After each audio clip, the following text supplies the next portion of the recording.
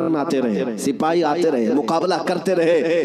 یہ تنہا حر بن یزید کا مقابلہ صبح سے لے کر کے دوپہر تک چلتا رہا. باقی بہت سارے مقابلے ہوئے، تھوڑی تھوڑی دیر کے بعد سب جام شہادت نوش کرتے رہے، یہ زوال کے بعد.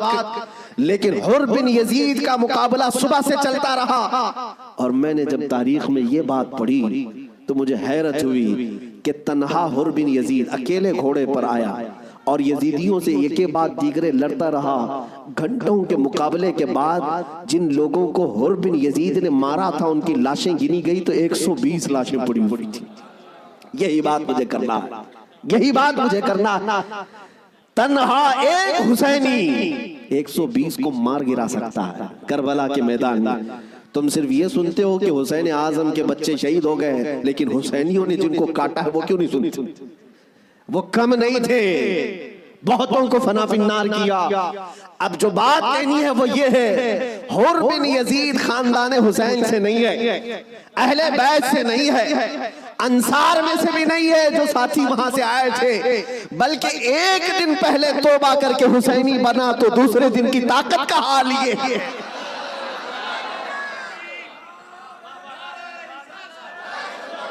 اب بات سمجھ میں آ گئی، بات سمجھ میں آ گئی.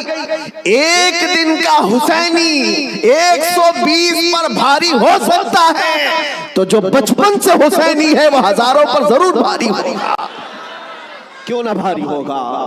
اعلیٰ حضرت فاضل بریلوی رضی اللہ تعالیٰ عنہ نسبت قادریت پر فخر کرتے ہوئے کہتے ہیں، کیا دبے جس پہ حمایت کا ہو پنجہ تیرا، شیر کو خطرے میں لاتا نہیں کتا تیرا. عزیزان گرامی، نسبت قادریت پر جب اتنا فخر ہے تو نسبت حسینی پر کتنا فخر ہو. مولا حسین کی نسبت نے اچھے اچھوں کو جوان کر دیا. اور ان کے سگے بھتیجے امام قاسم نے، جانتے ہو عمر کیا تھی امام قاسم کی؟ یہاں بیٹھے ہوئے اکثر لوگ عمر میں بڑے ہوں گے بہت سارے، 19 سال کی جوانی تھی. 19 سال کی جوانی.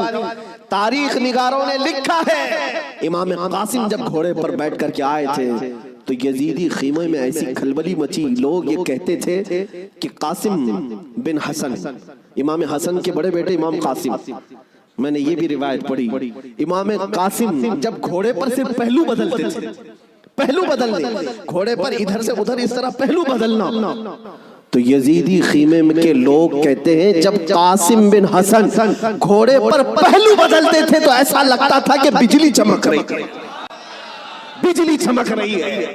یہ خوف سینوں میں ہزاروں کے ہونے کے باوجود کس نے طاری کیا؟ میرے عزیزو، وہ رب ذوالجلال ہے، غالب حکمت والا، جس نے قرآن میں فرمایا وَلَا تَهِنُوا وَلَا تَحْزَنُوا وَأَنْتُمُ الْأَعْلَوْنَ إِن كُنتُم مُؤْمِنِينَ. تم گھبراؤ مت، پریشان مت ہو.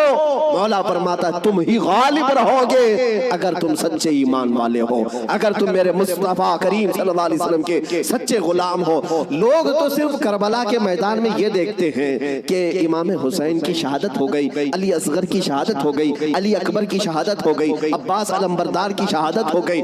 یہ شہادتیں اپنی جگہ پر، لیکن اگر کمپیریزن میں بتاؤں، میں اگر بتاؤں کس نے کتنوں کو مارا تھا، کس نے کتنوں کو زخمی کیا تھا، تو پھر تمہیں پتہ چلے گا کہ وہ کٹ کر کے بھی فتح یاب تھے، وہ شہید ہو کر کے بھی فتح یاب تھے. اس لیے کہ یزیدیوں کے پاس بولنے کے لیے منہ نہیں ہے. اگر کسی یزیدی کو پوچھے کہ تم کس کے ساتھ لڑنے کے لیے گئے تھے تو یہ کہیں گے 80 لوگوں کے ساتھ.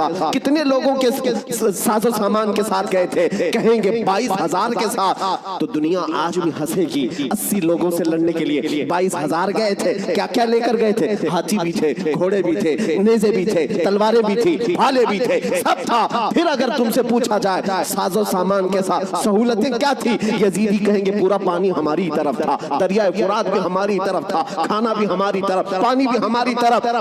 پھر دنیا پوچھے گی ادھر کے خیمے میں حسین کتنی تیاری کے ساتھ آئے تھے، تو تمہیں منہ جھکا کر کہنا پڑے گا ان کے پاس صحیح قسم کے نیزے اور تلواریں بھی نہیں تھی، اور گھوڑے اور ہاتھی اور اونٹ بھی نہیں تھے. ان کے پاس تو 3 دن کی بھوک بھی تھی، پیاس بھی، اور اس کے علاوہ ان نوجوانوں کے پاس بھوک و پیاس کی شدت کے ساتھ ساتھ ساز و سامان جنگ بھی نہیں تھا. تب دنیا آج بھی کہے گی بھلا اس کو جنگ کہتے ہیں، بھلا اس کو مقابلہ کہتے ہیں. وہ حسینی اگر تمہارے ساتھ مقابلہ نہ بھی کرتے تب بھی قیامت تک حسین کی فتح کا پرچم لہرا رہا ہوتا. لیکن آج دنیا یہ دیکھ کر کے بھی کہتی ہے چلو تخت و تاج کے مالک ہونے کو اگر آج دنیا یہ کہتی ہے, طاقت والے فتح یاب ہیں, حکومت والے فتح یاب ہیں, تخت والے فتح یاب ہیں, توجہ سے